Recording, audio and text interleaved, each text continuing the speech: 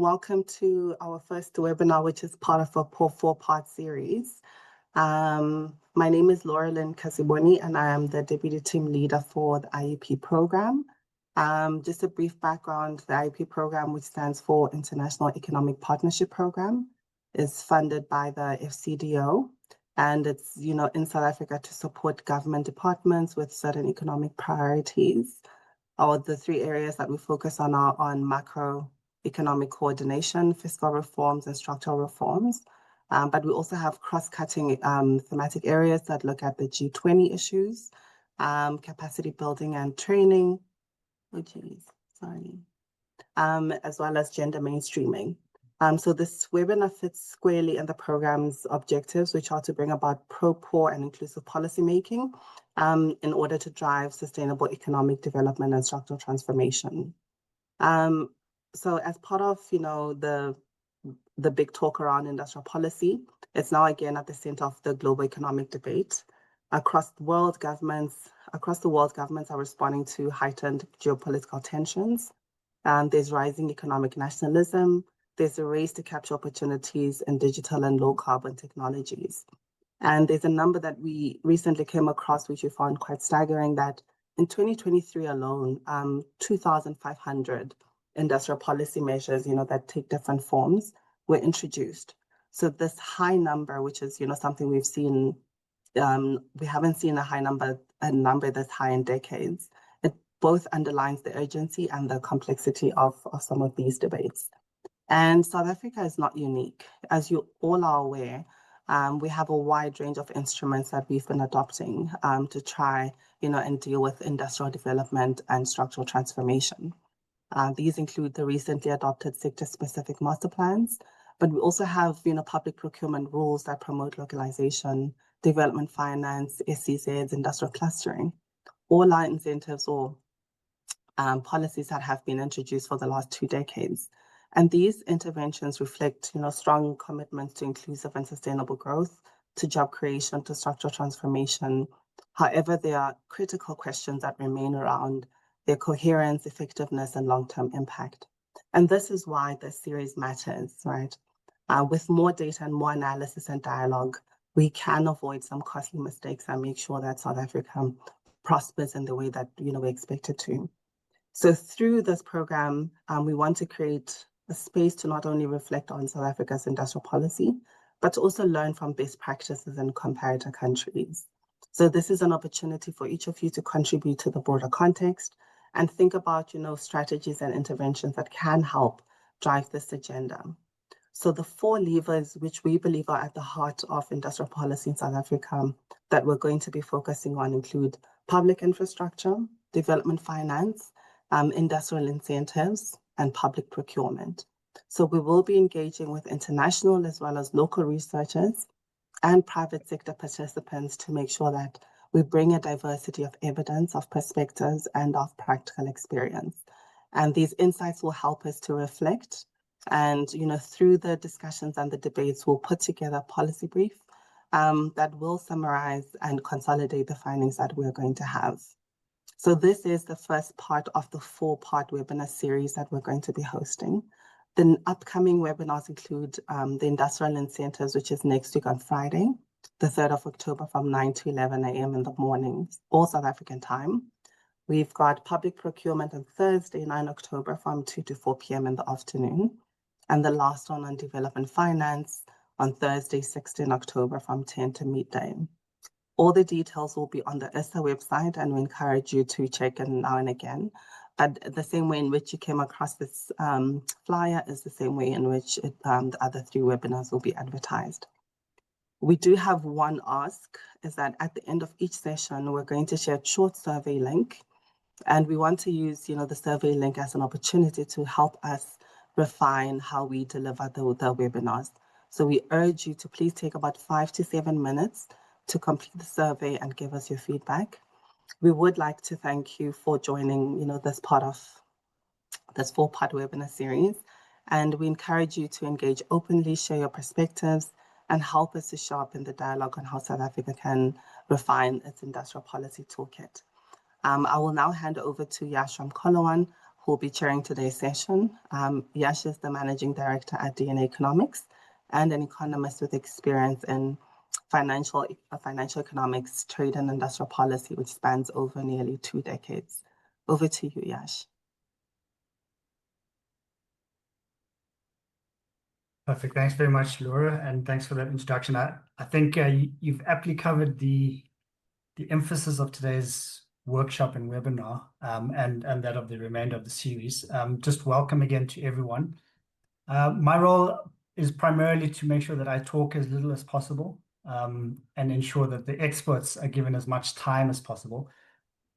With that in mind, I'm going to very quickly just go into an introduction of the main presenter as well as the panelists, and then hand straight over to Mark Swilling. So just by introduction, Professor Mark Swilling is a distinguished professor of sustainable development and a co-director of the Center for Sustainability Transitions. His research focus is on societal transitions from democratization and governance to sustainability. He's the author of Age of Sustainability, Just Transitions in a Complex World, and co-author of Just Transitions. He has served on the UN International Resource Panel, is a fellow of the World Academy of Art and Science, a member of the Club of Rome, and a commissioner on South Africa's National Planning Commission. Mark, thank you very much for making time today. I'll hand straight over to you. I think we've got enough time, so if I do feel like you're running over, I'll just let you know, but we're probably looking at about 20 minutes odd. Thanks very much, Mark. Okay, thanks very much for the invitation to this to the first of this series. I really look forward to this conversation. I think I need to, in a sense, start with a confession. I don't see myself as a particularly knowledgeable expert when it comes to industrial policy. I do think we need to think about industrial policy as second-generation industrial policies. In other words, not picking winners, but as Matsukato puts it, tilting the playing field. But I think I interpret the invitation to give this talk because of the work that I've been doing for the National Planning Commission on rethinking South Africa's financial ecosystem from the perspective of how we unlock new flows of capital for investing in growth-enhancing infrastructure. So that's really what I will be focusing on. And why this is important is that I don't think it's useful to focus on growth itself. It's too generic, and everybody will agree on the need for growth, like motherhood and apple pie. But there won't be a lot of agreement on how we actually structure and coordinate investments in gross fixed capital formation. And gross fixed capital formation is important because there isn't an example of a country which has managed to accelerate industrialization without also increasing overall investment in gross fixed capital formation. So I think it is useful to focus on that particular issue and unpack it and ask, how does it get financed? So there, as we probably all know, there are two components of gross fixed capital formation. The one is public infrastructure, and that doesn't mean it's exclusively delivered by the public sector, but public sector in the sense of shared public infrastructure. And the second is productive infrastructure, which is in South Africa largely private sector. So the National Development Plan in 2011 set a target for gross fixed capital formation, which is that total investment in gross fixed capital formation should be 30% of GDP. This, needless to say, has never been achieved. In the National Planning Commission's call to action in 2024, there were two sets of policy clusters that were emphasized. The one is industrial policies, in particular the master plans, and secondly, infrastructure strategies, in particular water, energy, transport, and digital infrastructure. And I coordinate the infrastructure task team of the NPC that is focusing on the investment requirements to achieve our infrastructure goals within the framework of the National Infrastructure Plan, the NIP 2050, that was adopted by Cabinet. The trends when it comes to gross fixed capital formation are not particularly encouraging.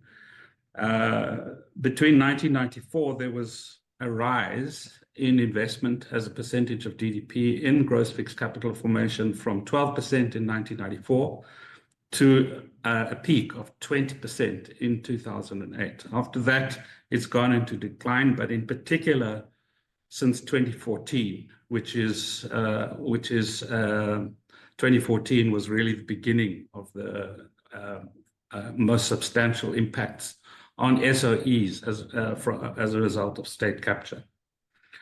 So state capture is reflected in this dramatic drop to around 12% now, again, similar to where it was in the mid-90s. So without increased investments in gross fixed capital formation, growth, all the stuff that we would like to see, what we call growth, remains, I'm afraid to say, a chimera. And whether growth is inclusive or not, given the theme of this series, it depends on how finance is mobilized and how we execute our infrastructure programs in particular. And this obviously all relates to inequality. And the scholarship on inequality over the last 5-8 years has shifted as a result of methods to estimate not income inequality, i.e. the Gini coefficient, but asset inequality, i.e. wealth. And if you know, in simple terms, wealth is assets minus liabilities. And this methodology has allowed a whole new generation of scholars to analyze South African inequality in asset terms. And in summary, the numbers are a bit shocking or very shocking. The top 0.1%, which is about 35,400 households, own 29.8% of total wealth. And their average wealth is about 96 million per household in 2018. The bottom 90% of the population own 14.4% of all assets, averaging at around 94,000 rand per household. What that means is the wealth of the top 0.1% equals twice the wealth of the bottom 90%.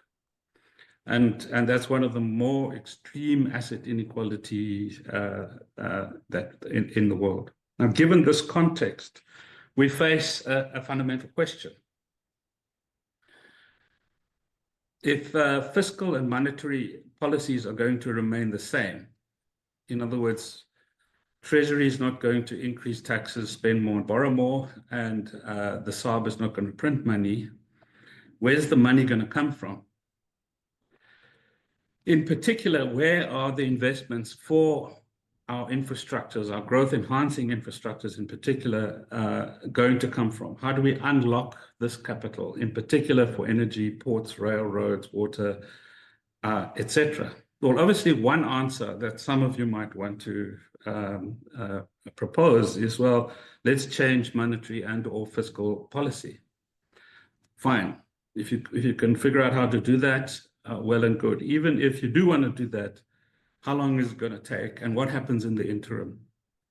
So without in any way discrediting the need to change monetary and fiscal policy, really the focus of our work in the National Planning Commission has been on alternative ways of thinking about the mobilization of capital investments, in particular South African capital investments in growth-enhancing infrastructure. And we've used the report is nearly 300 pages. The final touches are being made, and we should be able to release it in the next couple of weeks. And that'll be coupled with an op-ed and policy brief and so on. But the approach that we've used to try and answer this question is known as the monetary architecture approach, which has been developed in particular by a scholar in Berlin called Stefan Moreau. And one case study application of this approach has been done, which is the Eurozone. And basically what the monetary architecture approach does, it proceeds from the assumption that the architecture of a financial ecosystem is a complex adaptive system. In other words, they try to transcend the traditional divide between public and private financial systems. Once you do that, then you also have to recognize that today, in a post-1971 gold standard world, a financial system, we have a credit-based financial system, which can be understood as a web of interlocking balance sheets. In a credit-based system, everyone's asset is somebody else's liability and vice versa. So if that's true, you should be able to map this web of interlocking balance sheets.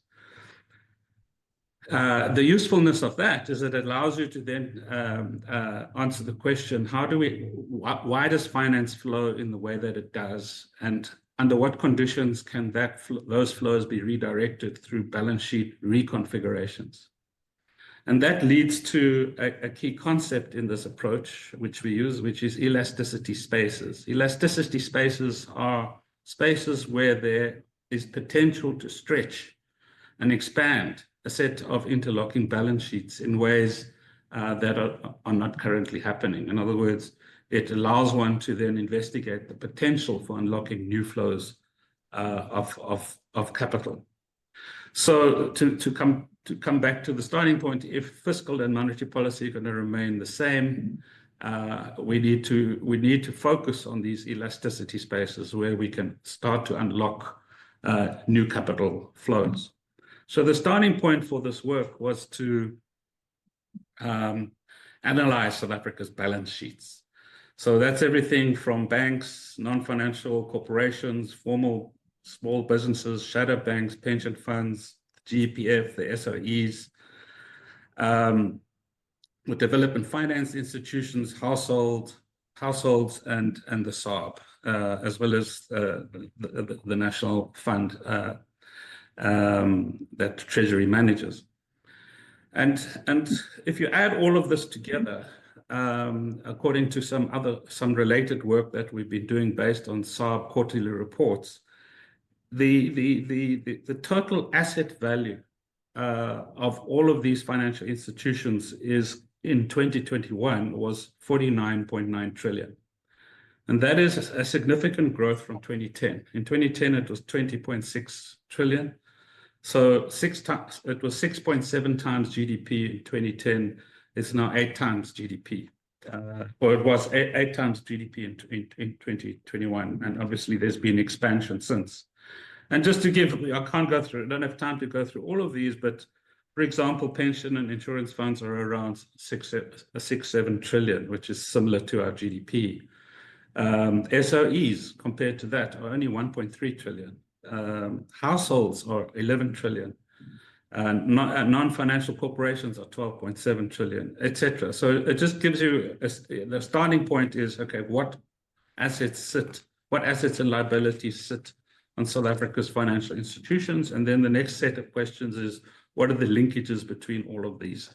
And the way we do that is through 4 snapshots, so that we have a historical understanding of the evolution of South Africa's financial ecosystem since the 1980s. So the first snapshot is 1983-85. The second one is 94-96. The third one is 2012. 2014, and then the fourth one is 2024. So we we take a snapshot of the state of interlocking balance sheets at these different historical moments in order to be able to create a narrative around the evolution of the system. And, one of the consequences of the way in which the financial system is evolved is the numbers that I shared at the beginning, a decline in growth, investment in gross fixed capital formation, and high levels of asset inequality. Some of the key trends that emerge from this analysis, besides the ones that I have mentioned, is, for example, the massive growth in pension fund savings since '94. We are now the 16th largest pool of pension funds in the world, larger than places like France, Spain, India, Chile. The concern is that not a lot of this pension fund money gets reinvested in the real economy, and even less in infrastructure. And there's a whole range of reasons for that. One of the consequences of this massive buildup of savings that is not going into the real economy is the emergence of the shadow banks as the enablers of the flow of finance through the financial system, and not into the real economy. And they make their money on fees, and so there's an incentive to accelerate the deal flow. And that's given rise to the shadow banking sector, and there's some debate about exactly what the boundaries of that are. But we've used the South African Reserve Bank definition, and it manages assets of around 3 trillion, which is half our GDP. We have a very strong banking sector, and for most of the decades since '94 has been one of the most profitable banking sectors in the world. But unfortunately, the levels of investment in the most productive and job-creating sector of the economy, which is small businesses, has been poor. And in recent years, banking has increased its investment to government. It's lending to government, and its lending to the private sector is flatlining. If you follow that trajectory to its logical conclusion, you end up without growth, and therefore without the capacity to service those loans. Small business is, as I've already mentioned, those balance sheets underpin a sector of our economy that produces more value add than large businesses and employs more people. There's 700,000 formal small businesses, most of which are now Black, and 1.7 million informal businesses, owner-operators, 1 or 2 additional people employed maybe, with virtually no assets.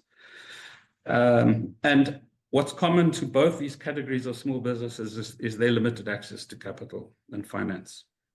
As far as non-financial corporations are concerned, on the whole, they've been highly profitable since 1994, but the levels of reinvestment have been very, very low.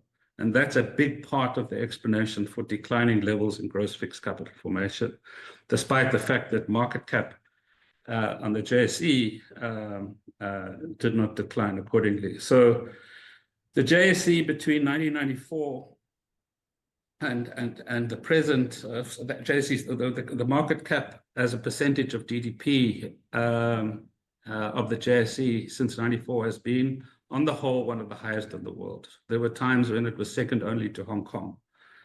And there's been a declining number of listings, mainly because of not so much delistings, but because of insufficient new listings, which is related to the fact that accessing capital on the JSE was not required because of our economic conditions. But it also means that the average size of listed companies was growing because the market cap was also growing. So one of the problems since '94 is the role of dual listings, which has allowed for the export of capital into other jurisdictions sourced here. As far as SOEs are concerned, well, this is a well-known story of hollowing out as a result of state capture, and are still basically under the water, 30% of our GDP, and not pulling their weight. So that's a whole set of balance sheet reconfigurations that need to happen, partially are starting to happen. The Transnet story, the Eskom story, the bringing the private sector into transmission, that's all starting to happen. but it's got a long way to go. As far as the development finance institutions are concerned, one would have thought that they would have played a vanguard role in driving investment in growth-enhancing infrastructure, but they're tiny. So the total, there are 14 major DFIs. Their asset base is only 300 billion, 0.3 trillion. Compare that to 6 trillion in the banking sector. And so the question then becomes, what are the elasticity spaces we should be talking about to kind of reorient balance sheets or reconfigure balance sheets to unlock new flows? And these are things like, for example, moving the DFIs under the SARB against the SARB balance sheet in order to unlock greater capital so that those institutions can access the capital markets with greater confidence and higher levels of trust because they're regulated like the banks and other financial institutions. Pension funds, how to redirect more pension fund money into infrastructure. For example, the Transmission Development Plan. The Transmission Development Plan is South Africa's biggest capital project since 1994, 400 billion over the next 10 years. And the private sector needs to be drawn into that, in particular institutional investors. However, the recently released RFQ has been criticized by local industry, both the manufacturers and the EPC sectors, as excluding South African companies. So, if they're correct, we've shot ourselves in the foot. This is a major opportunity being lost for institutional investors, South African institutional investors. We need new guarantee mechanisms. That's being crafted. The credit guarantee vehicle, which has got some problems which need to be addressed in order for trust to really be built. We need to strengthen the infrastructure fund, which was set up by the DBSA on behalf of National Treasury, so that it can blend finance more effectively on a bigger scale. We need to resolve the balance sheet challenges of the SOEs, because without that, actually, the chances of really achieving our infrastructure goals would be limited. We need much more bank lending to small businesses, possibly through intermediaries where fintech can play a key role. As far as non-financial corporations are concerned, we should follow the German example, contemporary example of designing a company structure that incentivizes reinvestment in expansion rather than just profit-taking and buyouts, which benefit shareholders and nobody else. Small business access to financing mechanisms. Again, fintech can play a key role. Realign the roles of shadow banks. I'm tantalized by the possibility that maybe the agility and ingenuity of the shadow banking sector could be redirected into more developmental investments. Project level blended finance, which since the Sunrail toll roads we've become quite skilled at, and those skills are perfect for now figuring out how to ensure that the transmission projects that form part of the Transmission Development Plan get funded on the same basis. But the rules of the game are key, and the local industry is saying, no, the rules of the game are favoring internationals, not locals. We need to refocus the GEPF, the Government Employees Pension Fund, which for the first time last year didn't invest in government bonds, and previously under apartheid, which was a key funder of government programs. We really need to think more creatively about that. And then there's SARB's role in climate proofing, which they're very committed to and is progressing quite well. So these are just the only message that I want to end off with here is I'm giving examples of methods to ascertain what's on our balance sheets, firstly. Secondly, I've given examples of trends where balance sheet configurations are resulting in a flow of capital that is not aligned with the values and goals of our Constitution and the National Development Plan. And my third point is I've just given examples of ways in which one can think about balance sheet reconfigurations that unlock new flows of capital. For example, when I was chair of the board of the DBSA, we explored this whole question of, okay, let's migrate from National Treasury to the SARB, and I got the Minister of Finance to agree to that. And while we were figuring that out, the capital markets said, well, if you do that, we could quadruple the size. You could quadruple the size of your book. And that's just an example. Without changing monetary and fiscal policy, you can actually quadruple the size of a DFI that is exclusively focused on investing in infrastructure. That's a balance sheet reconfiguration.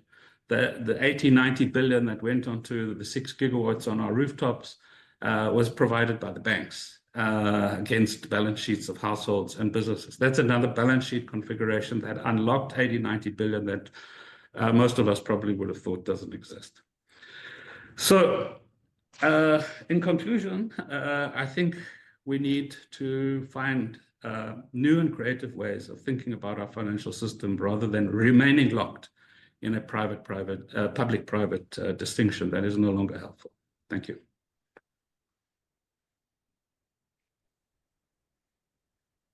Perfect. Thanks very much, Mark, for that.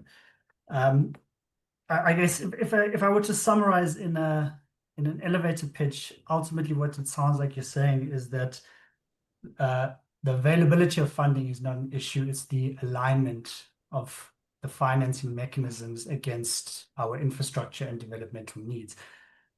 You point out examples around the pension funds and the extent to which they're investing in long-term developmental objectives versus, I guess, more short-term return objectives.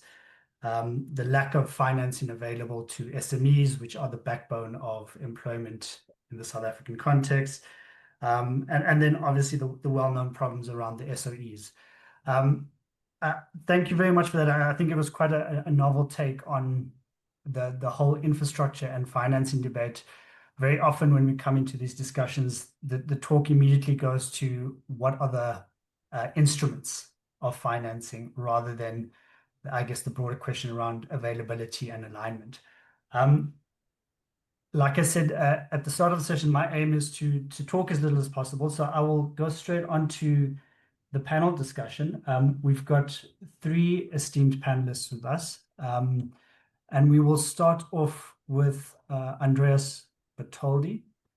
Andreas is the Managing Director of Rebel Group in South Africa. He has over 30 years of experience in public policy, economic and financial advisory. He has worked extensively on strategy, policy, monitoring and evaluation, project and risk management, feasibility studies, and financial analysis for governments, private sector, and NGOs. His expertise includes capacity building and organizational development, and he has led numerous national evaluations and spending reviews. So I think a very relevant set of expertise Andreas has in trying to unpack the way in which industrial policy can serve to oil the engine of infrastructure development in South Africa, I guess taking into account the overall picture that Mark has painted. So Andreas, over to you. 10 to 15 minutes on your side. Okay, thanks Yash. Thank you, Mark. I mean, I think it was a really interesting presentation, and I look forward to that paper being released because I think it is an area that we haven't spent nearly enough time thinking about. I think from the work that I've been involved with and many of my colleagues, I think the big issue from our perspective, and probably aligns with Mark's perspective, is that there is enough funding and finance available in the system. The question is how to direct that funding and get that funding to invest in the kind of infrastructure that we need to support industrialization and economic development. And I guess I don't have an answer to that, but maybe some more questions and some thoughts that also need to be addressed. So I think the first is, I think the big sort of anomaly in the system, and I guess it's not unique to South Africa, I mean, it's something I've observed across Africa, is that the bulk of the available money sits primarily within institutional investors, so pension funds, insurance funds. And in some ways, if you just approach it from a financial perspective, you would expect that those assets align ultimately with infrastructure. I mean, you're looking for a reasonable return over a long period of time. and you would expect some sort of natural alignment, but that generally isn't happening. And I think that is a complex discussion, and there are many reasons, but I think one of those is obviously the kind of general incentives that are driving certain behaviors, the demands of shareholders for kind of significant returns. And I think a lot of that reflects a broader sentiment in the economy. So, and I think that's something I do want to flag, is that you can look at various instruments and incentives, but ultimately gross fixed capital formation, particularly on the private side, is also going to be driven by the broader sentiment in terms of expectations around the future and the stability of the country and the economy. So that's a difficult one that one has to try and address. I think the related issue there is also that, this is something I think where regulators probably have a role to play, is that there are a large number of asset classes that investors can look at. And generally, if you had to look at infrastructure, it tends to be long, it's complex, often it's quite challenging, particularly in certain areas like, for example, social infrastructure, where your cash flows aren't always very clear, where there is potentially political contestation. So there's a lot of risk or perceived risk attached to those assets versus kind of short-term gains looking at bonds or other forms of asset class that you can invest in. So I think that's something that, I don't have an answer, and I'll be interested to see what happens in the paper, but I think we need to think a bit about how you can use the rules and the infrastructure that we have as a regulatory infrastructure to start directing some of that money where we play to the incentives rather than as a punitive mechanism. I think on the other issue that I wanted to raise, which is a very practical one, is that I think from my sort of observation, there is generally a lot of money, but the real problem is the availability of bankable projects. I heard Mark talking, about the infrastructure fund, and quite close to that. The money is there. The challenge is putting those deals together and getting these projects off the ground. We have a dearth of capacity and skills. Yes, we have some good track records. I mean, the Sanral example, the IPP example, where we've managed to systematize and programmatize infrastructure delivery. And we've done it in a way that obviously combines both public and private finance. But we seem to be struggling to replicate that model and across other infrastructures, particularly in areas that are sort of outside of the normal, shall we call it, economic infrastructure, such as schools or healthcare and related social infrastructure. So I think the big challenge we have there is, developing that pipeline, getting these projects to the point of where they're actually fundable. There are long lists. I mean, you can look at any of the government databases from any department. We have lists of projects. If you look at the National Infrastructure Plan, again, a lot of those projects have been there for more than 2 decades. They're not moving. And I guess the question is why, and what can we do to unlock them? Because equally, on the one hand, we want to get the money to flow, but I think if there aren't projects to invest in, that becomes very difficult, because ultimately what investors don't like is money lying idle, those who really want to invest. So the question is, how quickly can we commit that money? And are there interesting ways to do it? I know that in other jurisdictions, for example, you in fact have joint investment funds. So you have the public and the private sector getting together to create an infrastructure fund where each party plays an appropriate role. And to some extent, the infrastructure fund is obviously trying to do that, create blended financing opportunities. But I think there's an opportunity to scale that significantly. Then maybe a sort of third observation would be around going back and rethinking the role of the DFIs. And I was very interested to hear the idea of moving the DFIs to the SARB balance sheet. And I think, again, that would be really interesting, because I do think our DFIs are relatively small given the demands we have of them. So definitely increasing the availability of capital would be a critical component. But I also think there's a need for a broader policy discussion. And this is really around the role that DFIs are playing or should play in the South African economy. My own observation is that there still remains a very complex area where, on the one hand, DFIs are expected to be commercially viable and are held up to a certain level of commercial performance. On the other hand, we want them to be developmental. That is a very difficult juggling act. My experience with some of the DFIs is that their processes are quite slow, cumbersome, often as risk-averse as the private sector. mainly because they have to generate these returns and they don't necessarily have the balance sheet to absorb the kind of developmental risk that we should be seeking from them. So I do think there's we need to do some introspection and thinking about what is the real role that DFI should be playing. And I think for me, that is really around a stronger participation in providing risk capital. So looking at providing concessionary finance, looking at providing guarantees, looking at ways in which the public money through the DFIs really enables the private money to flow, and that the private sector has some of their risks addressed. So I think we are doing that, but it's at a very, very small scale. And I still think there's way too much risk aversion. I mean, I think the one area that Mark touched on is the MSMEs. I mean, MSME finance is almost non-existent. We have a DFI, but it really, if you look at its balance sheet, it's extremely small. The lending that is happening through some of the other players like the IDC or the DBSA is very, very small in comparison to their overall portfolio. And that's just, I think, mainly driven by an extreme risk aversion. And that is kind of exacerbated, I think, by a broader lack of policy direction or clarity as to what we're using our DFIs for. And I think that's one of the areas I think we need to address. So I think, just in summary, I think for me, I think it's a really interesting discussion. I think it's a very important discussion. And I think we do have the capital in shall we call it the system. The question is, how do we get that capital to be redirected? For me, it's about addressing some of the longer term uncertainty. So how do we create a broader favorable investment climate so that firms and large institutional investors see value in investing in long-term assets?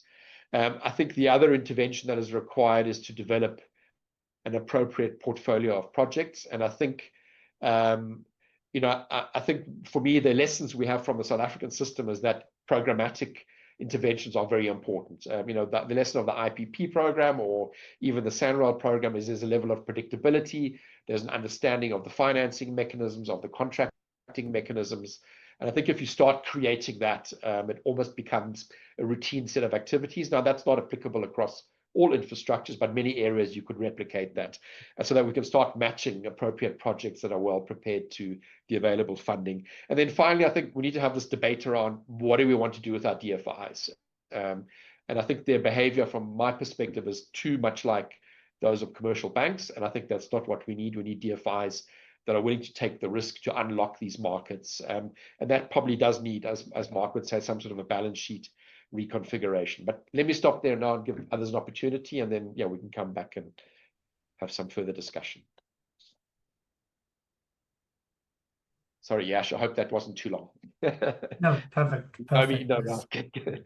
Thanks very much, Andreas. And at the risk of disrupting the conversation and splitting hairs around the kind of theme that Mark introduced around the monetary architecture approach. And it is interesting as well, I think, in one of the comments that Mark made, the DFIs actually have a much smaller share of the overall asset base in the finance system compared to the likes of the pension funds. And so there is a question, are they competing, or are they kind of assisting in the provision of financing through addressing market failures and alleviating some of the risk? And so I think it is very apt then to move on to Stephen Smith, who will give us a bit of a private sector view on financing and infrastructure spending, and how industrial policy instruments could be used to support better investment from the private sector. Stephen Smith is a consulting policy advisor with the financial sector. He coordinates national and strategic initiatives for the Association for Savings and Investment SA, which represents the life and asset management industry. This has included work with policymakers, DFIs, national departments, and multilateral organizations for some 13 years on infrastructure. He is involved with B4SA, interventions with government on structural reforms, including energy and logistics, and he represents business on NEDLAC's Chamber of Public Finance and Monetary Policy and the BUSA Economic Health and Tax Policy Committees. He holds a PhD in tax law and has recently served as the Higher Education Minister's representative on council various other boards in the higher education sector, and a commercial member of the Tax Court South Africa. Stephen, over to you. Thank you very much. Yes, thank you, Yash. And it sounds like you've drowned the audience in the bio, but thank you for the invite. Thank you for facilitating this discussion, and good morning to everybody. So I think on the subject of infrastructure and what I might impart with 10 or so minutes is a huge challenge. I mean, already Mark and Andreas have opened up enough content for the rest of the day, quite literally. There's a lot of indented matters there that need to be spoken about. But what I'd like to emphasize firstly maybe is just to who I'm representing. So ASISA, or the Association for Savings and Investment South Africa, is, as you've said, a non-profit body which represents the life insurance industry and the asset management industries, as well as the platforms that are often used to intermediate funding between different licenses and so forth on behalf of individual retail investors. The sort of rough level of assets under management across these members is about 6.5 trillion. ASISA has been involved in these dialogues. It's actually longer than what I've given you there, because I've been advocating and lobbying for this since 2009, visiting DGs and so on. I think the country got onto a bigger program around 2012 when Minister Patel launched his 4.3 trillion rand program. And we've been involved very closely with the PICC at that stage, with the National Treasury continuously, but then with the Capital Projects Unit led by then Nikki Prince. We've been to New York to IMF meetings with Treasury. We've been to Australia with Treasury and SAR people. We've been to Korea. We've been part of the OECD discussions around this from years ago already. This is an international discussion, not a South African discussion, in terms of promoting this. So there's a long history of dialogue. And in fact, I think the art of the conversation is to choose where and how you're going to talk, because there's a lot of talking and not enough doing often in terms of actually getting the transactions done. So that's generally the sort of background. Other colleagues are involved. Jill Rains on the call with us here. She's an experienced banker and treasurer who does a lot of the technical work and facilitation between the institutions for ASISA. Tanya Cohen is not here, but she's working on the industrial policy side with us as well. So we engage across a couple of forums, including with the National Planning Commission. So what I like about what Mark has done for us here is he's taken a globular view of the financial architecture system. There's a lot of content he's put forward here.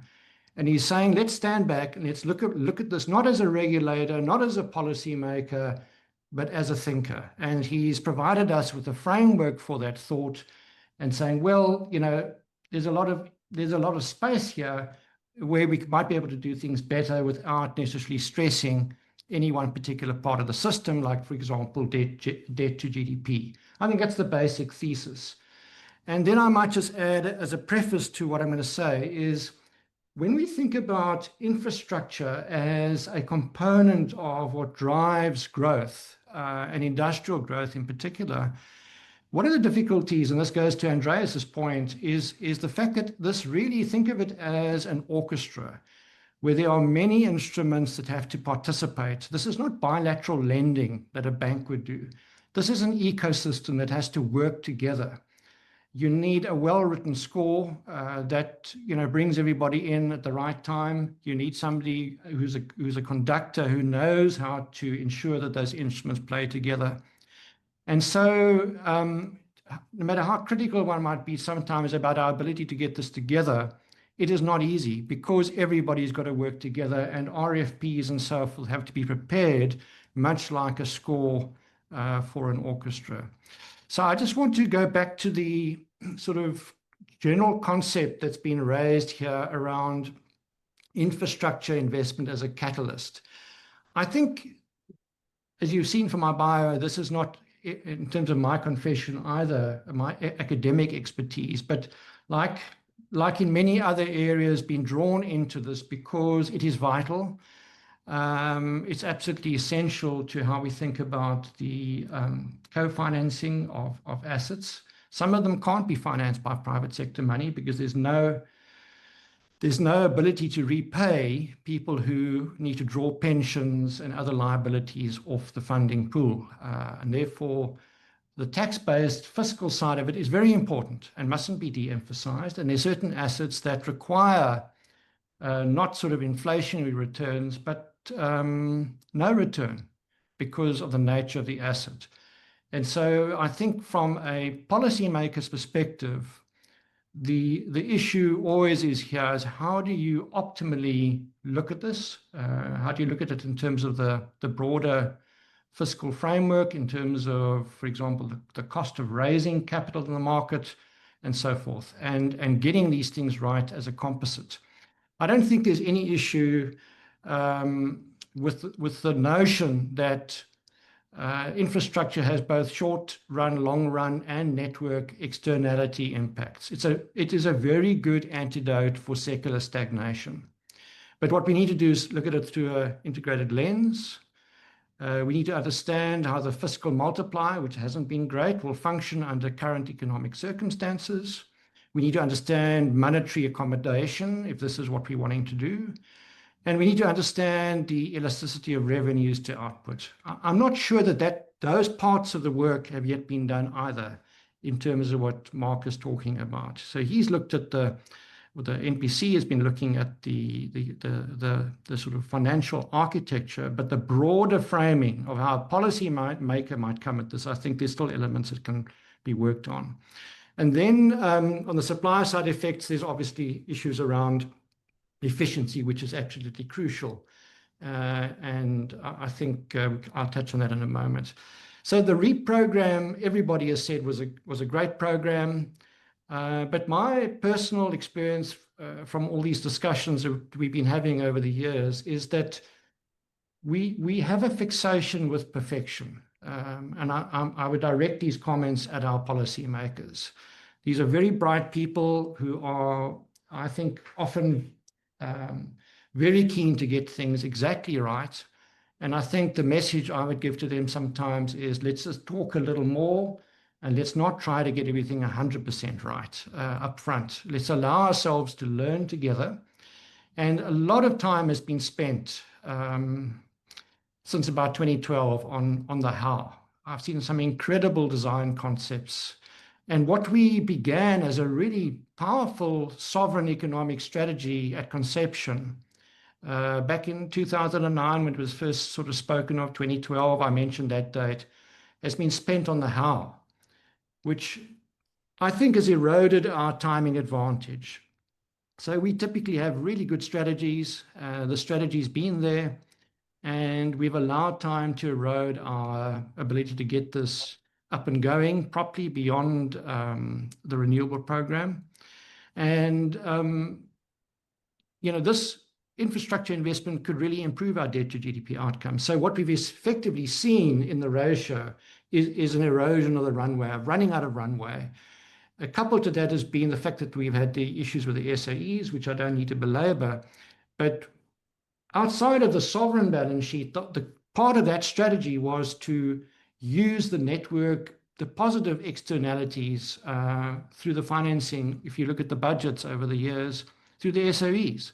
And that has a tremendously positive effect. And many of our members hold paper in the key SOEs. And to get them back on a strong footing and doing what they should be doing is not only important in terms of the counterparty credit risk, but also to ensure that they're able to perform that function. What we've had rather has been negative network externality effects that have come through from those challenges and in some cases failures. So in terms of the overall financial system, maybe just make a few comments. I think that the financial system, and I'm going to not talk to the banks here, even though CISA has for years assisted the banks as well on the infrastructure debate and conversation, but I'm not here on that basis today. traditionally the sort of patient capital that has participated in infrastructure finance would have happened through sovereign issuance. So we would assume under normal circumstances that when the sovereign raises general obligation bonds and that issuance is done, that a decent percentage of the capital raised is actually used for fixed long-term assets. And that's an open question mark because there's significant exposure there. There's also through, as I mentioned, the SOEs where the funding would happen of their public infrastructure. Things like, bulk water traditionally would have been funded through the Trans-Caledon Tunnel Authority, and even at a municipal level, again, in the bond markets that would be financed. But what has happened over time as these spaces have closed out in terms of opportunity, there's been an increasing focus on project finance, which is what we're talking about today, where you actually have a structured arrangement rather than using the efficiencies and ease of the capital markets. So that's become a lot more complicated in terms of arranging and getting projects issued. We were a lot better at this in the 90s, and Jill, who's on the call with me, was involved in a lot of structuring of those infrastructure deals, and then they sort of went out of fashion for various reasons, some of which was policy, and we've had a waning of those kind of transactions, and in fact a dearth altogether outside of the energy side. So some of the things we need to bear in mind in terms of the nuances when we think about the pool of money. Within the retirement system, there's been a change from defined benefit funds that we had sort of two decades ago to defined contribution funds. And many of the funds now rely on individual decision-making, normally through advisors, but also issues that have to do with individuals. And many of those average balances are quite small. If you look at the distribution across accounts, these are not big balances. So that has changed the structure of how money is managed. And what we need to be focusing on is how we, maybe the top 20 funds, and especially the remaining DB funds, where there's far greater discretion to be able to do this kind of work. There's no doubt, though, that these assets, infrastructure assets, are scarce and they are sought after. Life companies need them to back up their long-term liabilities. And I can assure you that in the years that ASISA has been running an infrastructure committee, all the meetings are well attended. There's no lack of interest at all. In fact, most of the companies, and I know for a fact the banks as well, who are involved in infrastructure finance are in many other markets, and they are writing deals across the continent and on other continents. They would not be able to keep those teams going if they waited for public sector infrastructure in South Africa. So maybe just to close on what we are doing, outside of the B4SA collaboration on the structural interventions, we have a program running with the water services for municipalities with the Water Partnership Office and the DBSA, which is the vehicle that government is designed to work on solutions there. And there are two big programs we're working on across munis on performance-based contracts and also water reuse. Then we're working on industrial strategy with the DTIC, where there's a colloquium coming up shortly on that, much like this, with economists who have very different and very strong views on trade strategy, but we'll have it out. And also better integration on the master plans, having developed them around an investment lens and how we focus them. We're working with the National Planning Commission and Mark and his colleagues on the grid development effects over the next 10 years in terms of its broader manufacturing elasticities, employment, and so forth, in terms of localization. We've just on the verge of completing a delisting study with DPRU at UCT to look at what is an international trend where companies are not tending to list, and we've seen a massive change in the structure of the capital markets in this regard. One little snippet out of that work. If you look at the period going back to 2006, there's been an 89% growing dominance of large cap firms on the JSE.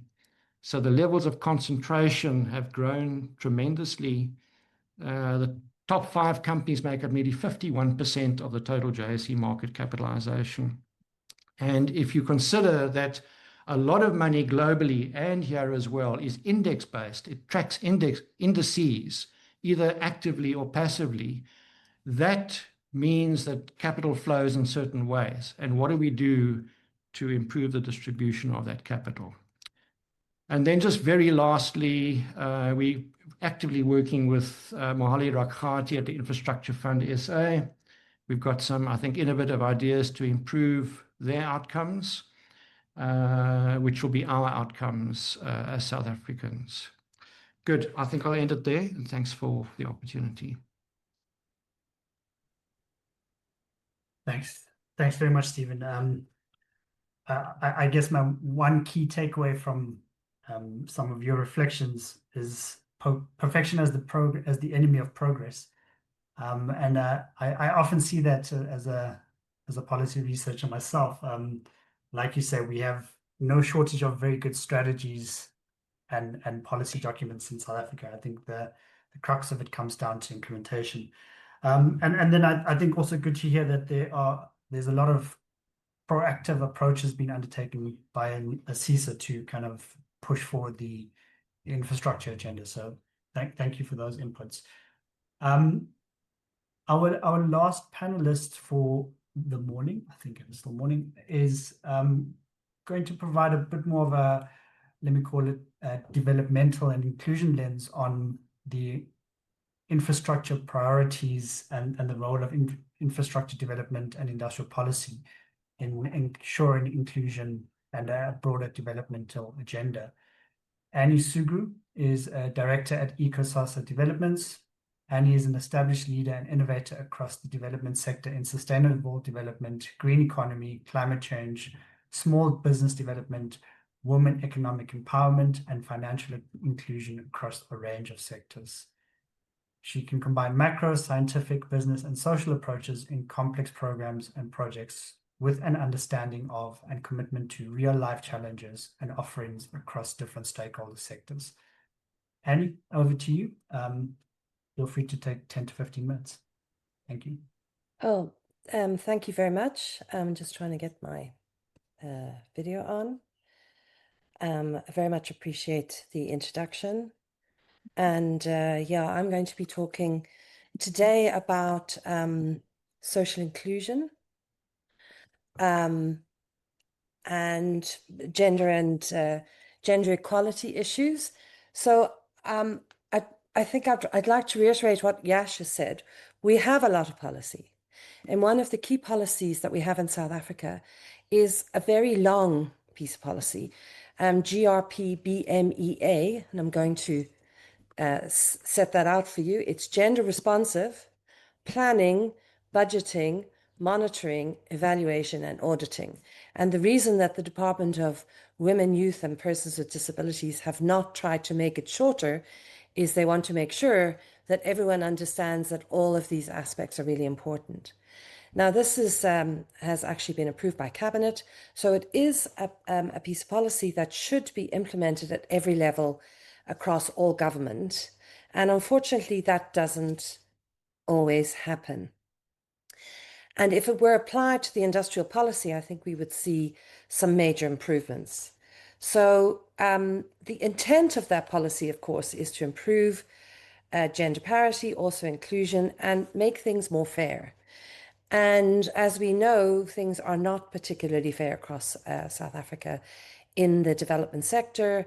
The Department of Women, Youth and Persons with Disability is to represent all of these different parts of society, but all of them have different issues that face them. For instance, women are have more implications as a result of patriarchy. Both women and youth have difficulties in skills development and access to finance. And then women, of course, have the issue of access to care and also their unpaid care work that they do. And there are many of us in the movement who are pushing very hard to improve the gender parity index of South Africa in line with some of the EU countries, where the key thing is that subsidized childcare is provided, and as a result, countries like Scandinavian countries, you see a lot more women in the workforce. So these are some of the key policy issues that affect inclusion and fairness across our development sector. This particular piece of policy acts both at a policy level, so it's very important to apply it to any industrial policy that we are developing, including all that related to finance, but it also works at a project level. So when you come to a project level, it's quite important because inclusion and communities are very affected by many of these industrial processes. We all know about the project cycle. There's been a lot of reports in the media about the impacts of the lithium and rare minerals mines that are happening in KZN and across the coastline.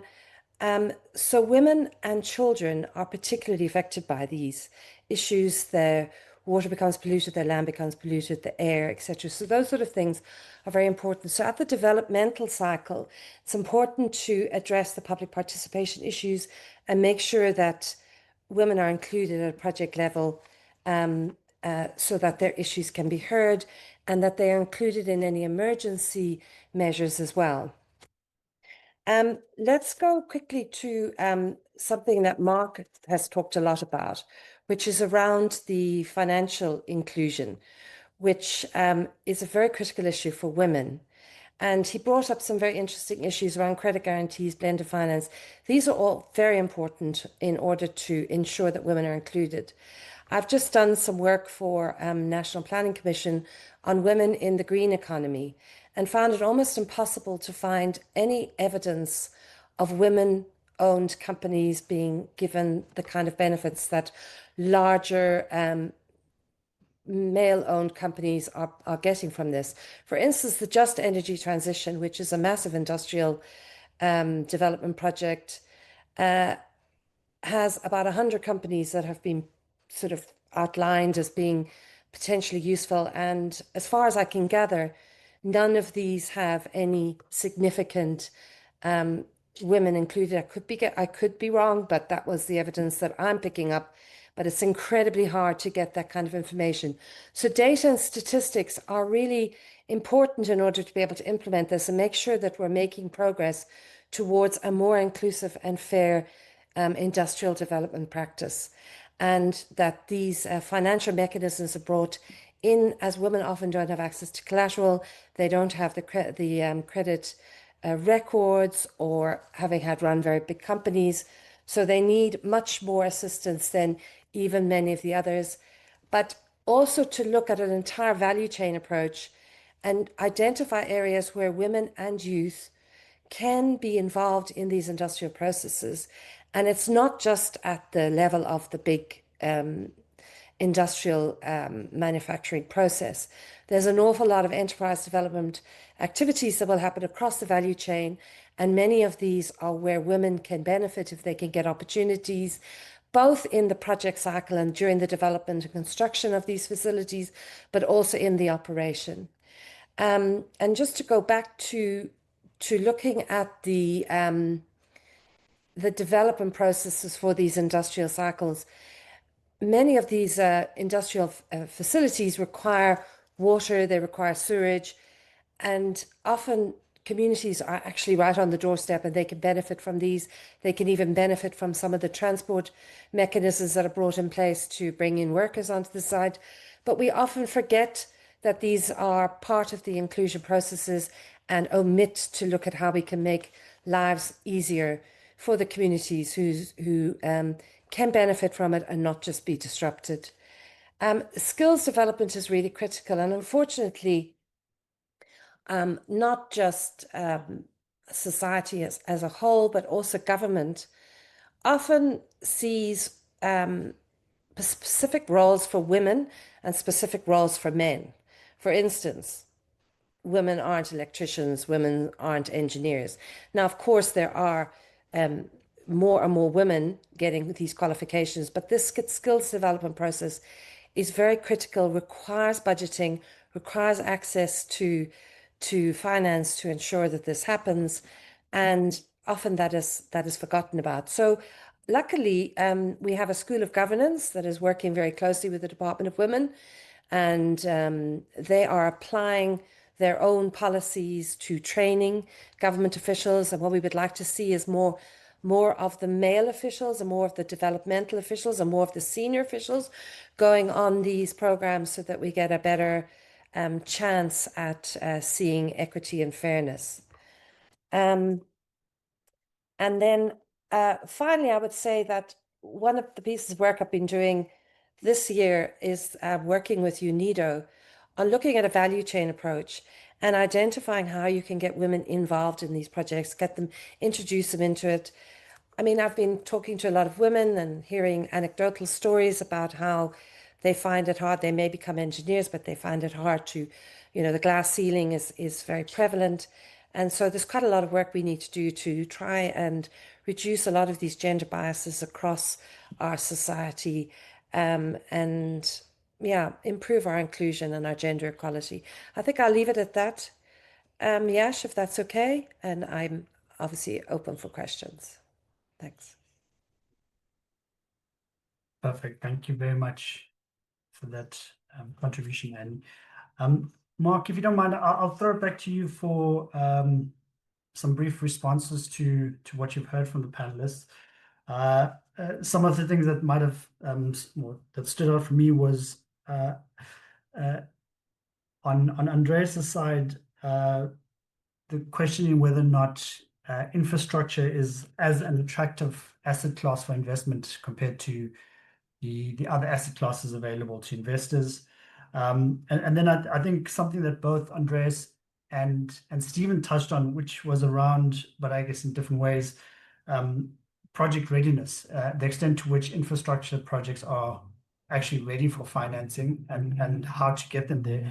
And then I think from Stephen's side, a very interesting comment around the question of how to finance. He mentioned historically and predominantly sovereign and bond issuances were the primary financing instrument because of the efficiency gains from that sort of financing. And it's increasingly moved towards project financing, which he's kind of reiterated what Andreas has said around the fact that it's more complicated and more costly when you come down to the project level around finance. And so those were some of the reflections that I got from it. I don't know if there's anything specific you want to take. And then just finally, I guess Annie's challenge to investing in infrastructure and financing more broadly. How do you ensure equity and fairness? And the fact that SME financing still has a very strong gender bias. Yeah, thanks. Thanks, Yash. I must say, when I read the profiles of who's going to be speaking, I never would have guessed that we would be in broad agreement. So what that suggests actually is that the challenges we are facing when it comes to discussing the financial sector seems to cut across ideological paradigms, and there's an agreement things are not right, and we need to box clever. I just want to come in on a chicken and egg problem in this conversation, not just this one, but it is in this one, but also more broadly whenever this is discussed, as well as some of the commentary on the NPC report that came from the institutional investors, and is mentioned by Murendi. I think I hope I'm pronouncing it Murendeni correctly. And the chicken and egg situation really is articulated as until we have effective governance and institutional capacity, it's unlikely we're going to have an increase in investment in public infrastructure. And it's a chicken and egg because you can't wait until you have a system of effective governance. Before you have these flows. Because that's never going to happen. That's not how capacity, that's not, all the research, all the contemporary research on capacity building in the public sector and of the state says capacity gets built to deliver, to implement. You don't build capacity and then say, okay, I'm ready now to implement. And quite often when this kind of narrative comes back at me, I sometimes get a little suspicious that it's a useful way of not having to think about how to do these kinds of investments. So I would prefer us to kind of transcend this chicken and egg dilemma by thinking more incrementally. So instead of thinking structurally or systemically, think incrementally around what kind of initiatives can happen now that demonstrate centers of excellence that, hey, this has been done. So Stephen, for example, pointed to the REAP. What was it about the REAP that worked so well to draw in over 200 billion? Most of that from South African financial institutions with initially South African companies as junior partners, and some of them like Pele Energy becoming seniors as the bid windows progressed. What was it about that framework that worked, and how can we take that into other infrastructures? Because that whole program, don't forget, evolved during the state capture years, and in fact, more happened in terms of procuring renewables during the state capture years than after. So it's a good example. And I think we need to think about that. I think about that, for example, with the transmission development program. Why is it that the current framing of procurement is different to the REAP in the sense that it doesn't favor the locals as much as the REAP did, according to industry perspectives? And then the final comment I want to make, don't take up too much time, is the question on financialization. The answer is yes. So it's very simple to me, actually. But I like to make a distinction between financialization and financial deepening. Financialization really is useful when thinking about particular corporations that become more dependent on finance and less on production, or subsectors or sectors. Financial deepening is useful for thinking about the economy as a whole. Economy-wide, financial deepening really refers to the growth, the increasing contribution to GDP by the financial sector, as opposed to the secondary and primary sector. So yes, I mean, financialization is, in my view, and financial deepening, a very, very serious problem. Its path dependency cuts deep, and this whole conversation is about moving beyond that. It's about how we get more finance into the real economy and into infrastructure, in particular. Maybe just one final comment on the SMEs. I was actually very struck by Andreas's blunt statement when it comes to MSMEs, as he called them, and that there's no finance going in there. I wasn't sure about that when I was doing this work, but I mean, it's very interesting to hear you say it so bluntly. And I think we need to ask why. And I'm not sure I agree with the narrative that you often hear from the sector that banks need to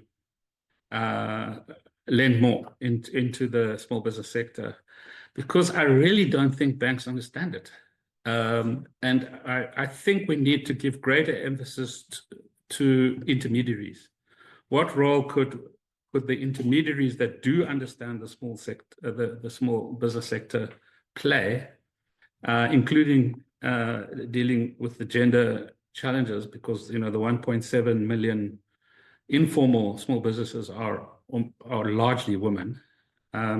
What role can banks play in increasing finance with this sector, given its job creation and value add potential, or not potential, real contribution, but via intermediaries? In other words, enlarging the intermediary sector to understand that sector. and maybe there's a balance sheet reconfiguration there that we need to pay closer attention to. Thanks.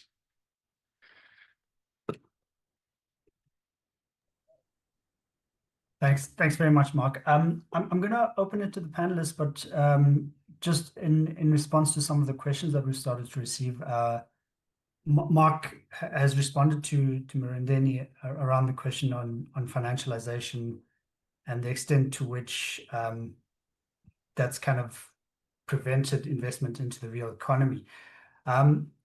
Maybe if I can start off with you, Andreas, and just reflecting on some of the questions we've also got in the Q&A, it is really around industrial policy instruments and the role of industrial policy instruments to support infrastructure development. So the one question we've had, and Andreas, given your extensive work around industrial policy instruments, I'm throwing it directly to you, so putting you on the spot a bit, is from Dan Steenkamp around, he's questioning or put a question as to whether or not the industrial policies discussed today have actually been effective or not, and the relative performance of those. So Andreas, I know you've got lots of thoughts on those. Okay, putting me on the spot. I thought we were saying we'll discuss this again next week, but yeah, look, I mean, I think the reality is this is a huge debate. We're spending a lot of money on industrial policy, particularly a set of incentives.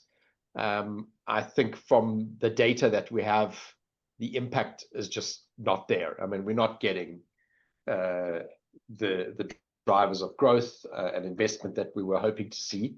And I think the problems are multiple. You know, I think it's for me, the one is a lack of coherence. I mean, so I think we've got a large number of instruments that we've developed. Some of them we've inherited. I mean, you know, I think we forget that significant amount of our policy, our industrial policy framework, is actually pre-94, and we have never really fully revised it and removed it. So they're still on the books. So we've got, you know, the incoherence across all these instruments.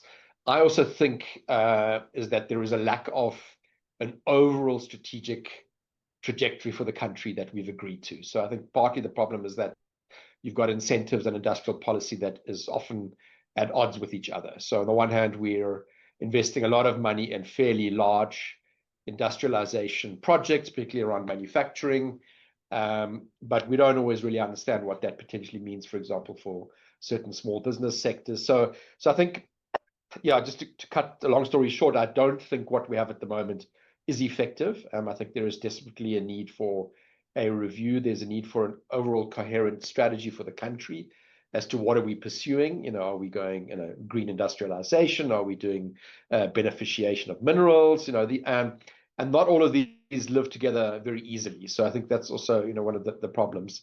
So I think for me, that is, yeah, a critical issue, that we need to kind of get a clearer strategy together for the country. Look at what incentives we have in place, and are those the right incentives? And then ultimately assess those incentives. And we don't ever really reflect on what we're getting for the money we're investing. So, I mean, just to be kind of provocative, I mean, if you look at our special economic zones, I mean, the current allocation of economic zones appears to be primarily a political one. So we have a geographic distribution of special economic zones, but what is the underlying economic logic for some of these zones? You know, where is the demand going to come from for whatever's going to be produced? And we're spending an enormous amount of money on developing these zones that are, and many of them are lying vacant. And again, it just seems to be no ability to reflect and take a step back and say, well, is this the most appropriate instrument? So, yeah, I think, I mean, so that's sort of my one comment here. I don't know if you want me to continue on that, but I thought I wanted to just comment on one thing, which is around the MSME finance, which, you know, and I think just to reinforce what Mark was saying, I think we've got enough experience now across various initiatives and government that demonstrates very clearly that if you want to do SME finance, it is highly specialized. It is definitely sector specific, value chain specific, and the only way to do it is through intermediaries. You know, and there are lots of really interesting success stories. And again, I think we need to get into a different way of thinking, where we are working with partners and intermediaries rather than trying to do direct lending, for example, which generally in the SME space doesn't work particularly well. Equally, you know, relying purely on commercial banks, I just think the the risk profile just doesn't always match very nicely with what banks are looking for. But there are intermediaries who understand those risks and can manage that. So I think there is work happening in that space, but we need to do a lot more. I mean, by all the data that you look at globally, our informal sector is very underdeveloped. Our MSME sector could be much more productive and a much greater contributor to the economy, given the right kinds of support. But let me stop there. Yash, I don't know if you wanted me to respond to other things as well. Have we lost our chair? Yeah, We thanks, lost you. Andreas. Have we I'm lost back. you? It's Okay. lost in the Windows environment. No, thanks, Andreas. That's great. Maybe just to allow Stephen and Annie to come in at some point. Stephen, maybe from your side, we've had two questions in the session today around financialization and the extent to which it kind of crowds out the ability to invest in the real economy. I don't know if, Stephen, you have anything that you want to say about that, but just something that I've been thinking about as we've had this conversation. Mark mentioned the chicken and egg story around capacity and governance and leading to investment.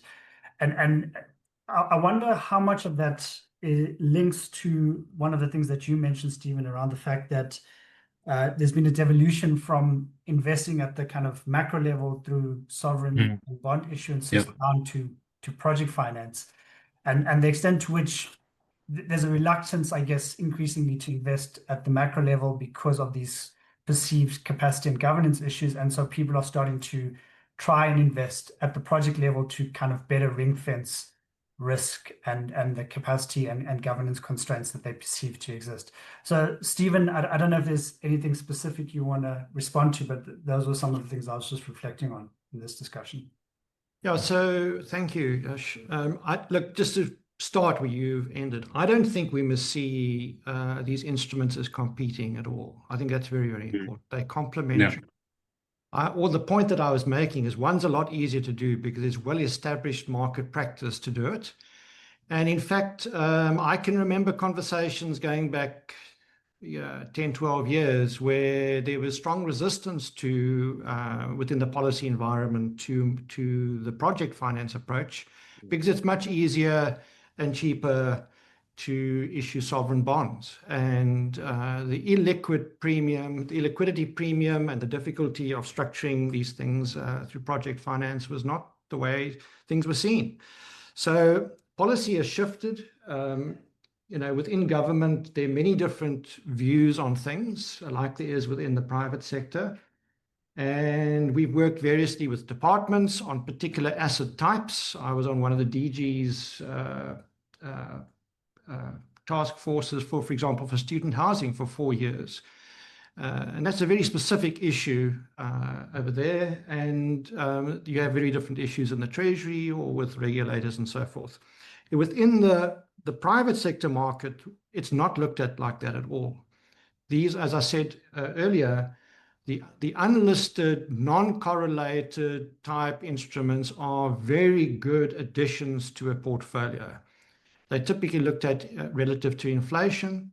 They're not subject to all the variabilities and volatilities of the market. And when you've got for example, here, match annuity payments out of a life company in terms of a regular income, you want clockwork cash flows. But if your clockwork cash flows are going to be disrupted by other factors, which is what was mentioned earlier around, for example, governance, that is an issue. That is an issue. But I don't hear anybody saying we don't believe this can be solved for. But what we are probably looking at, for example, in water services and so on, is the increasing use of SPVs to ring fence not only the assets that need to be financed, but also the operation thereof, as well as the cash flows. So as I said earlier, everybody here, we are fiduciaries. We're not lending our own money. We are lending, or the fund managers are lending on behalf of ID numbers. There's an individual behind every single rand, and you got to get that money back to that individual. So that's how the system works. So maybe just to say that, I think there's some terms here that we've been using that, I don't want to turn this into a session on definition, but there are language is used differently in different places. So, for example, when one speaks about shadow banks, my understanding of that concept, especially as it emerged out of the global financial crisis and the work we did on Basel III and so forth with the Treasury and the SARB and so on, that has to do with maturity transformation, where you have a mismatch in a portfolio between the call on funds and the way they're invested. And that typically has referred to things like money market funds, which have market risk in them. In other words, they're not deposits in a bank where there's a backstop for the bank. There's full market risk. And I went and just quickly looked up what the current number is there. So in SA money market funds, there's at the moment 445 billion rand out of 4 trillion sitting in money market instruments. And if you look at the spread, cash is 4%, 0 to 3 months, 38%, 3 to 6 months, 25%, and 6 to 12 months, 27%. Okay, so that's the kind of maturity spread. And when we speak about maturity transformation and the risks associated with that, and the fact that, for example, the non-banks have anywhere from about 1 trillion upwards with banks, that is a concern, and that's what people like the PA and the SARB and stuff would be watching, right? So that's how we would think around about that. And then when it comes to the term financialization, that I understand conceptually as the sort of unproductive use of money for money's own sake. That's how I would explain it in layman's terms. And sorry, I don't know how that happened. But here again, if you consider the collective investment schemes industry, where there's about 4 trillion rand managed, this is money that is invested largely on behalf of advisors representing individuals, in other words, discretionary monies that are invested. The pattern in South Africa as to portfolio construction, which is what we're talking about, how portfolio is constructed, are identical around the world. And the primary motive here is to produce based on a mandate that's been agreed between the client and the manager, and the mandate is approved by the regulator, is the optimal return, and that's based on a return and a risk framework. So I'm prepared to take on so much risk because I have the following needs in terms of my financial planning. But at the end of the day, everybody who has a like mandate regulated by the regulator competes fairly and squarely. And that's the way that works right around the globe. What we don't have enough of, where I absolutely agree with the developmental capital aspect, is a pillar within that allows for long-term asset finance. So this money is typically callable at 48 hours notice. And you cannot get into infrastructure type decision making as a fund manager if that is callable in 48 hours. It's just not, it's not workable.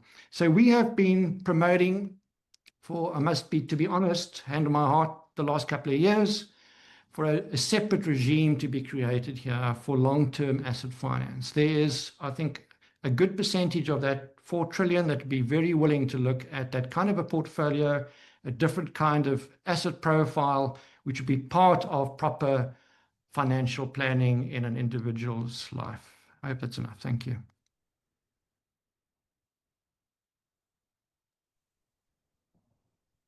Thanks very much, Stephen. And no harm with turning this into a debate around definitions. I think that's almost always the point of these types of sessions. And if I could pass on to you for maybe some final feedback from your side. We've heard, I think, quite a bit around SME financing or MSME financing, but very little on mainstreaming of that financing from a gender perspective, and then also more broadly mainstreaming of infrastructure development from a gender perspective. And I don't know if that says anything about our infrastructure development and priorities, but I don't know if there's any response that you have to the lack of emphasis to date on that? Yeah, so I do have a few comments because I also did some work on the informal economy for the MPC. Fascinating piece of work, and it's a very fast-moving sector. So one of the things I did learn about was a fintech called Coca that was lending money into the informal sector because they weren't a bank, they weren't as regulated as banks. So they were able to give loans to women in the informal economy and men, obviously, from 5,000 euros to 500,000 rand to 500,000 rand, based on their turnover. Very exciting. And many women were benefiting from this. Now, it may or may not be a good thing. I personally think it probably isn't a good thing that it's been sold to Nedbank, because now with their KYC requirements, that's going to make it a lot more difficult, because it was more user-friendly when it was a fintech. But I think there's opportunity to grow those elements. But I would like to say that I'd like to see women-owned businesses being given more opportunities than just in the informal economy. I mean, of course, it's very important. There's going to be a lot of developments around the industrial development processes, and there's going to be food for laborers and workers and transport and all the things that women do. But I would like to see them being able to move up beyond the small to the medium, and then potentially into larger companies. You look at a company like Pele, which I think, Mark, you mentioned, I think it's 4 young men. Why can't that be women? And I think one of the things many of us know is that men and women have very different prejudices against them. And so as an engineer, like a lot of the Pele guys are, as a woman, you may not be seen in the same way as a young male engineer. So these are some of the prejudices we're going to have to move beyond. And I think we do need to stop relegating women to only the informal economy, only to small businesses, and start looking at ways to elevate them through the mechanisms that Mark mentioned of credit guarantees, blended finance. We've seen some successes from angel investors, which are again outside of the normal mainstream financing. And I think these sort of things could make a big difference in the profile of who's benefiting from this industrial process.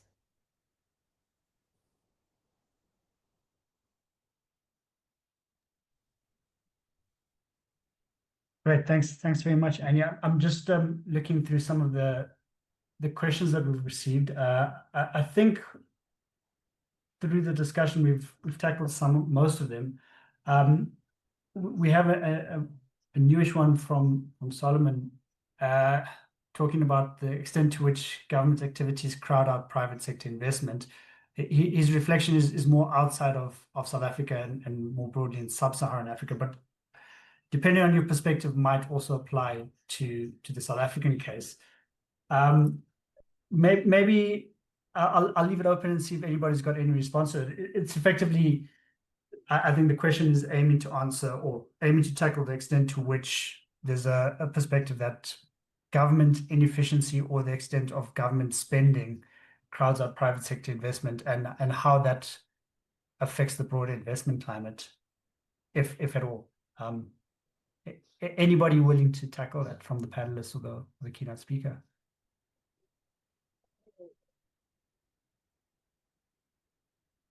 Yeah. Andreas, are you going to pick this up? You can start. I have a view, but go ahead.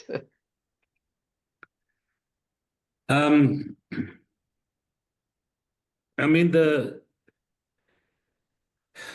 mean, the way in which this issue is articulated in the financial press and amongst the op-ed writers and at conferences is that it's up to government to get its act together, to fix the governance challenges, and that it's the governance challenges that are to blame.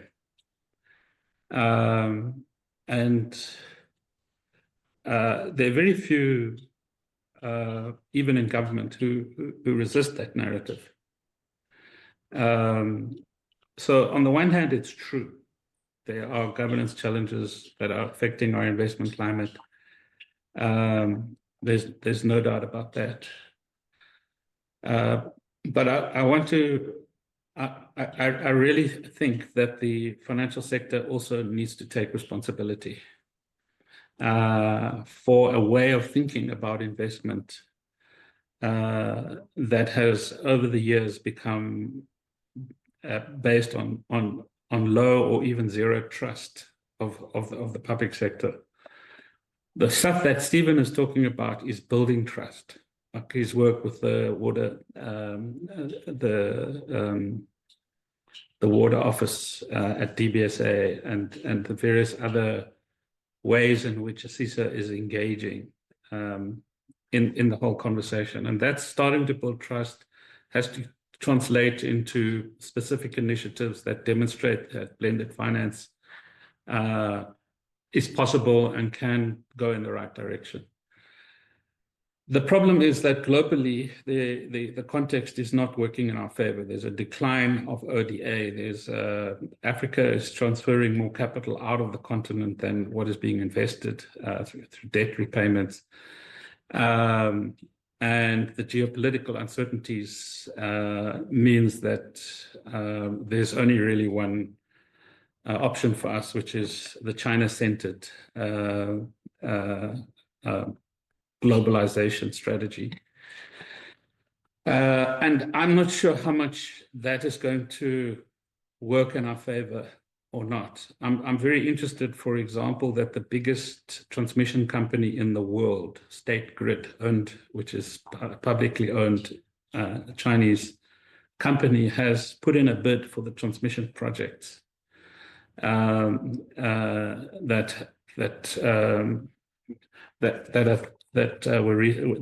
recently, the date was on Monday when they had to submit their final bids. And you know, I would love to know who their partners are, what's their financing strategy. My suspicion is that they're going to bring in all the equity and all the debt, and basically procure from their own OEMs. And so the end result is a net transfer of cash out of the economy into the Chinese financial circuits, and we get left with the kit, and that's not development. Thanks. Thanks so much, Mark. I'm just cognizant of time. We've got roughly 10 minutes, and I want to just give the speakers and the panelists a final opportunity to give some closing remarks. I'm just looking to see if there's any final questions in the live session. Just one from Itumeleng, and Mark. Sorry, probably most apt for Andreas to respond to it. It's just around the question of moving DFI balance sheets to the Reserve Bank. It might have been Mark who mentioned that. So maybe Mark, over to you. So the question is, there's a suggestion of moving DFI balance sheets to the Reserve Bank. What are the chances it actually shifts behavior toward patient capital and risk tolerant projects? So I guess also reflecting on Andreas' points around the developmental mandate versus commercial imperatives. Just very briefly, DFIs by definition are not in the business of short-term returns. They are by definition long-term investors, and quite often actually do tenor extensions to ensure that investments are longer term. So anything that strengthens DFIs, in particular the ones that work, like DBSA and IDC, is going to have a knock-on effect in terms of enlarging the pool of patient capital. I mean, it used to be said that DFIs are the banks of last resort. They're actually now the banks of first resort, the kind of enablers of innovation and of blended finance solutions that have directionality and not just stepping back of the state and hoping the private sector will come in. That's not going to happen. the DFIs have to have stronger balance sheets to play a more significant role, and that would be achieved if they came up against, like in the rest of the world, the central bank's balance sheet. Okay, perfect. Thanks, Mark. Maybe starting in reverse order. Annie, over to you. Maybe just 1 or 2 minutes. Any final comments you might have reflecting on today's discussion? It has been a very broad discussion, as you would expect any topic on infrastructure development and industrial policy to be. But any key takeaways you might want to impart? Well, my key takeaway would be to make the plea that when we're looking at developing industrial policies, that we apply the GRPBMEA framework to the policy and to any developments thereafter, because there is more of a chance that that inclusion will be taken up, and those sort of gender and inclusion issues will be addressed. Yeah, and that is not happening across all policy, unfortunately. Great, thanks, Annie. I'm not going to attempt to repeat that acronym, but ultimately it comes down to the extent to which we are actually implementing a broader mainstreaming agenda. Stephen, any final comments from your side?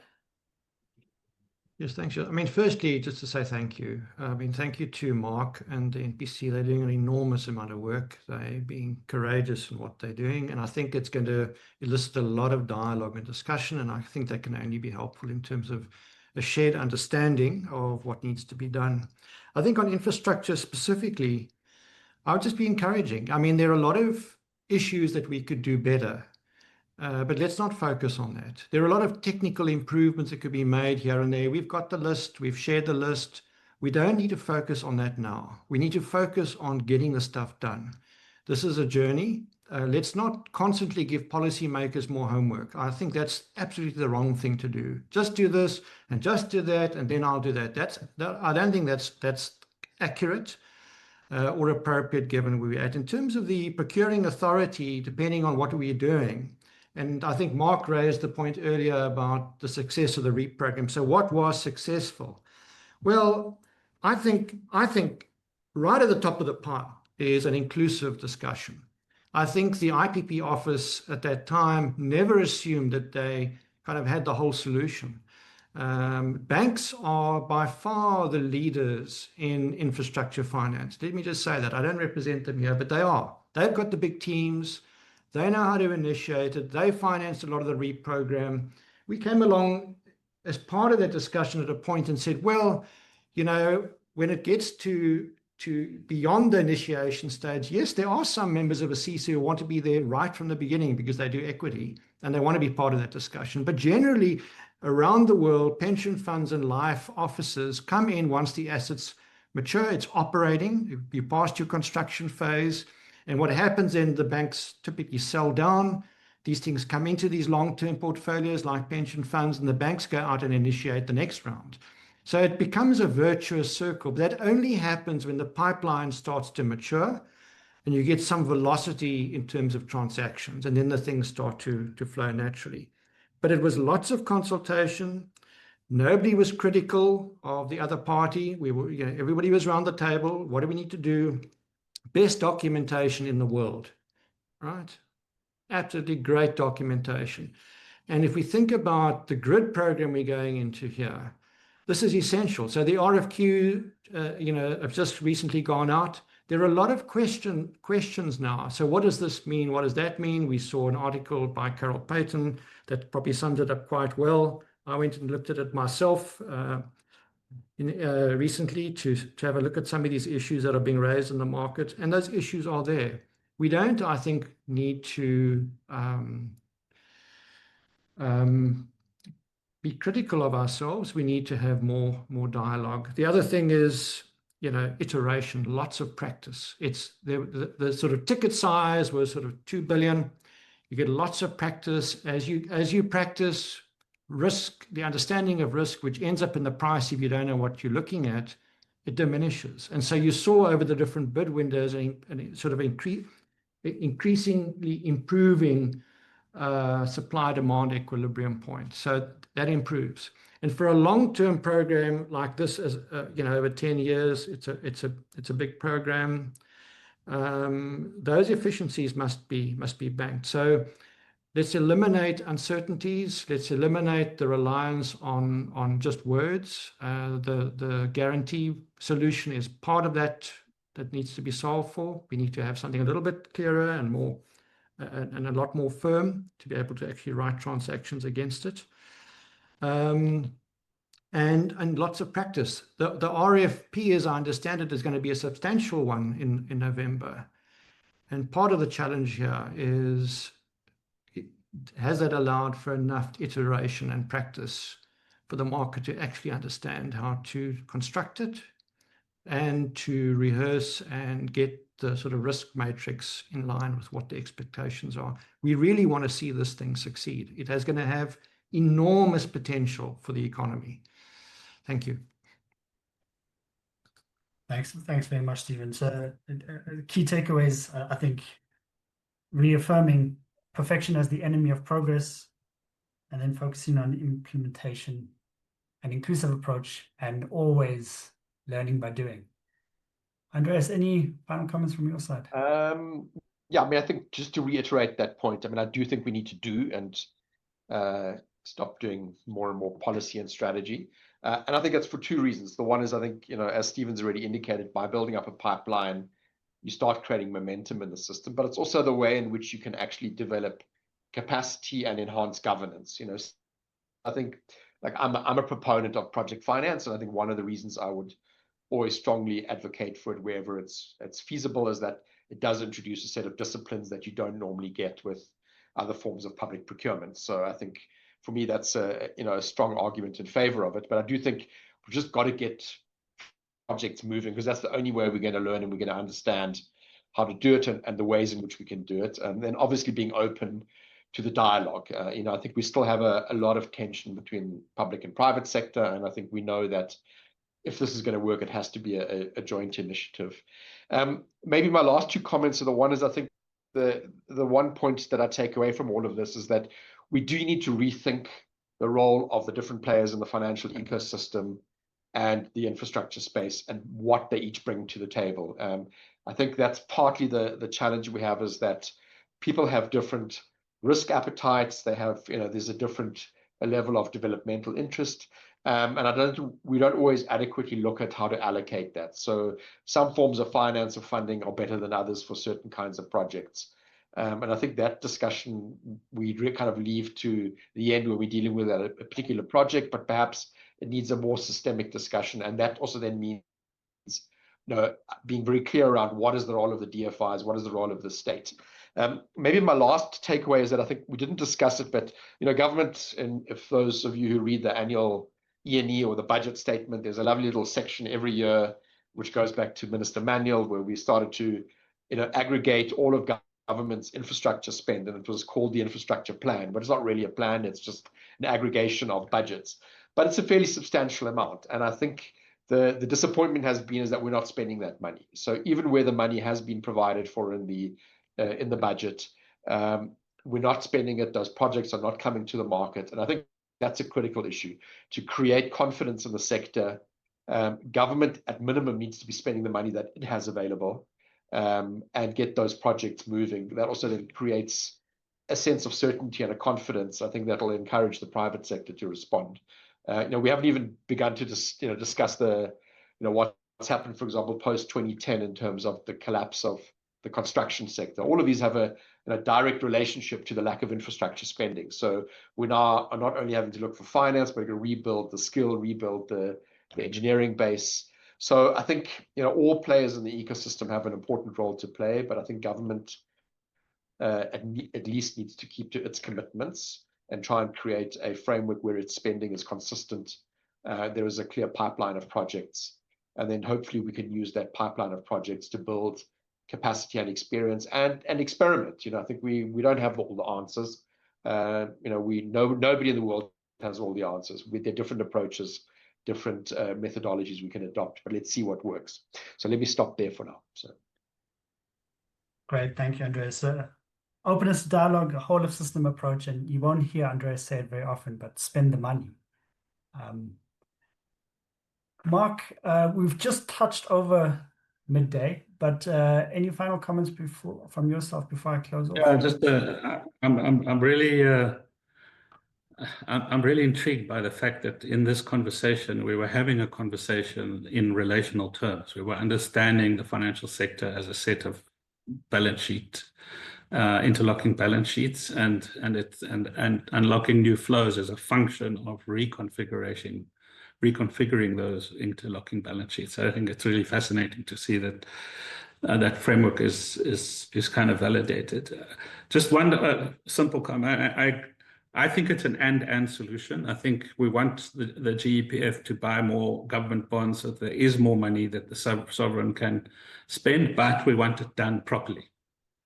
And that would help de-risk infrastructure projects in general, that will allow the banks to come in and do the short-term stuff, like Stephen was saying, and then on sell to the institutional investors to hold assets and for dividends over the long run.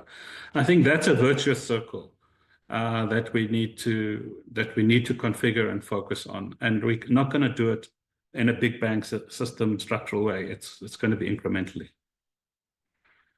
Perfect. Thank you. Thank you very much, Mark. I guess the key takeaway is it starts with doing. I think that's probably the core message that I take away from this is that probably the time for talking is over. Let's start doing. And hopefully that's the key takeaway that everyone gets from this.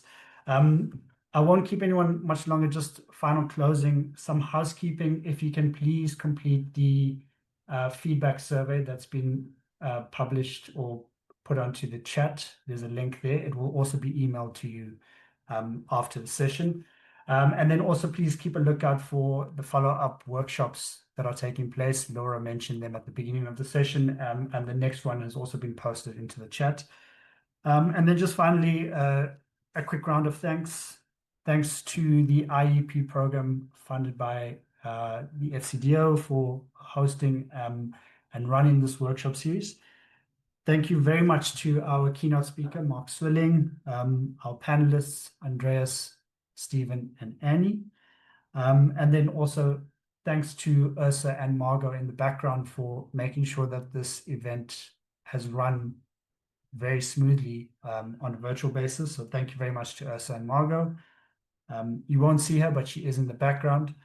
And then finally, thank you very much to all of the attendees for making time. Please feel free to keep the conversation going. Send through any comments, any email feedback that you might have, and we will be sure to incorporate it into the broader documents that will be released over the course of the series. Thank you very much, everyone. And thanks again to our speakers.